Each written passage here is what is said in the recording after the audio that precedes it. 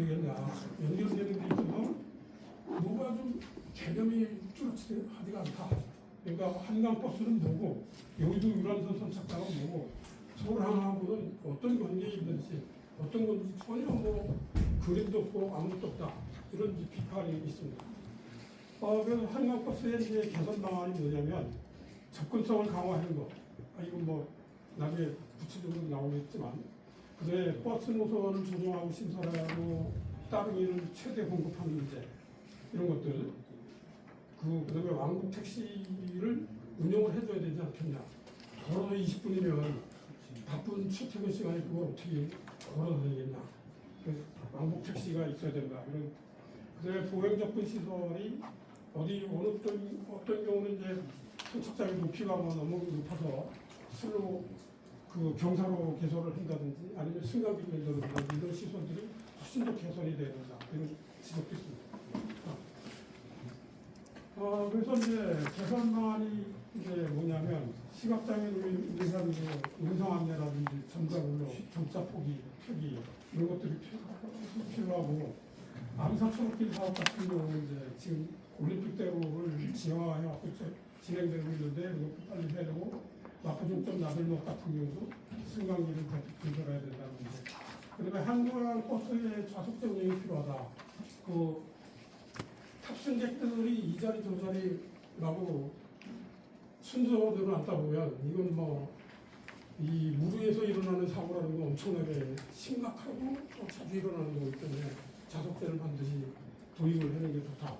그래서 게이트 테이블이 있어야 되고 파노라마 통창이 있어야 되고 한강 수상 택시하고는 어떻게 연결되는지 서해 글로벌 신형과의 연결이 어떻게 되는지 이런 것들에 대한 문제가 이제 있다고 지적이 되고 있고 이런 것들에 대해서 개선 방안을 마련해야 되는 게 필요합니다. 다음에는 이제 한강과 서해의 연결, 그레이트 한강 프로젝트에 아주 중점 내용을 말씀드리겠습니다.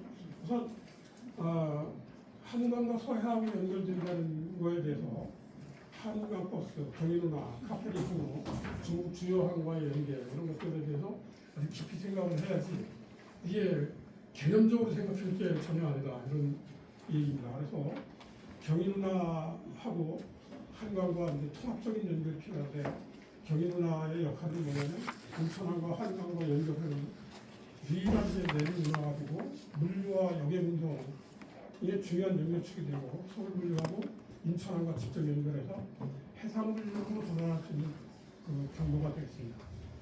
한강버스하고 경인누나의 관계를 좀 생각해보면 한강버스의 노선이 이제 확장돼가지고 경인누나나 이런 데하고 연결돼야 되라고 생각하지만 한강버스는 규모가 작고 경인누나까지는 뭐 운항이 된다 하더라도 애해로 나가는 순간 이제 엄청난 위험에 빠지기 때문에 이거를 연결을 해줘야 되는데 환승 시스템이 구축이 돼야 된다. 그래서 한강버스 선착장, 여의도 유람선 선착장, 서울국제항 이것들이 한 터미널 내에서 이루어지되 기능적으로 통합이 되고 터미널 이동이 환승이라든지 이런 것들이 완벽하게 이루어질 수 있는 터미널 개발 계획이 아직 안 되어 있다. 그래서 그림들을 보면은 엉성합니다. 지금 용역 보고서도 여러 번 나와 있지만 그런 것들에 대한 전문가적인 시각이 좀 부족한 상황입니다. 그래서 운송 효율화를 위해서 이제 소형 화물 운송 시스템도 갖출 필요가 있고 서울 내륙하고 인천항 간의 물류비 절감 문제도 이제 얘기할 수가 있습니다. 그래서 주요 인프라를 이제 개발을 해야 되는데 환승 선착장 터미널을 개발해야 되고 예를 들면 이제 화물 같은 경우 이용하려면 김포터미널이나 인천터미널에 지금 구조가 잘 돼 있거든요. 김포터미널 같은 경우에 선석이 3개가 통통 비어 있고 컨테이너를 처리할 수 있는 처리가 있어서 다목적 터미널로 여기에 화물을 동시에 처리할 수 있는 터미널로 이제 활용을 하게 되면 상당히 비용을 절감할 수 있고 그다음에 인천 김포터미널은 물류 허브를 구축을 해서 물류센터라든지 창고, 화물 집합시설 이런 것들을 통해서 서울 인천의 물류 최적화를 달성할 수 있다. 물론 모든 화물들 대부분의 80~90% 화물은 트럭으로 인천으로 가야죠. 그렇지만 그렇지 않은 화물들도 있다는 거예요. 그래서 이제 혹자는 이런 얘기도 합니다. 그 잠실 지역에 대형 그 물류집화장을 만들고 이 여의도에다가 대형 물류집화장을 만들어서 그 물류가 같이 움직일 수 있는 시스템이 갖춰진다고 주장하는 사람들이 있습니다. 그다음에 교통 연계성이 이제 강화될 수 있도록 해야 되는데 경인운하 선착장하고 도로철도, 특히 인천 국제공항 철도, GTX하고 연결된다 그러면 이 여객들한테 굉장히 편리성을 줄 것이다 생각합니다. 그래서 그레이트 한강 한강 르네상스 2.0의 내용을 다시 한번 보면 현재 지금 이 그림을 보시면은 여의도 유람선 선착장이 맨 꼭대에 있고 한강버스 선착장, 그다음에 서울항이 국내항일 때 장래연지 국제항으로 변할 때 이렇게 그림이 한꺼번에 나와 있는데 이 출처가 어딘지 잘 모르겠어요. 그렇지만 이런 개념이어야 된다. 그래서 이 통합된 터미널을 운영을 하면서 여의도 선착장에서 이동수단이 국제항으로 연결될 수 있어야 되고 한강버스에서 내린 사람들이 바로 여의도 선착장에 간다든지 아니면 그 서울항 쪽으로 갈 수 있는 그런 시스템이 긴밀하게 통합적인 터미널 개념으로 국제선, 국내선 이게 CIQ나 이런 것들 때문에 좀 구분을 확실하게 해야 되지만 적어도 연결성은 충분히 갖춰지는 그런 시스템을 갖춰야 된다 이렇게 이제 얘기를 하고 있습니다. 지금 한강에서 경인 아라뱃길 정규운항을 이제 6월부터 개장을 한다고 돼 있고 지금 그 아라뱃길 그 아라 한강 관문을 통해서 수위 조절을 통해서 아라 서해 반도 서해길 아라 인천 여기 터미널 쪽으로 이제 이동되는 그런 시스템을 가져갈 겁니다. 그래서 앞으로 이제 해외 관광객 선도를 선도하는 그런 시설을 이제 다시 거듭날 수 있다 이렇게 생각을 하고.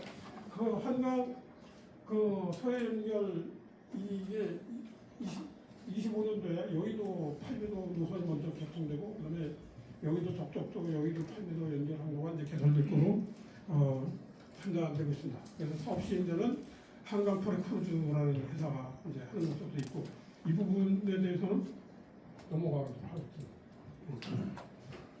그리고 현재 유람선이 현재 한강 아라뱃길을 운항하는 현황을 이제 말씀드리는데 한강 진호불꽃 크루즈라든지 음악불꽃 크루즈라든지 한강 감문천 공연 크루즈, 아라뱃길 공연 크루즈 이런 것들을 현재 이제 운항하고 있는 상황이고 두 번째 우리가 해야 될 일은 여의도 서해 동해 남해 네트워크 구축을 해야 되는데 여의도 유람선 터미널이 서해 동해 남해하고 연결이 되고 선 네트워크 구축돼서 국내 3,400개의 선로가 연결되는 관광 네트워크 이제 구축이 돼야 된다.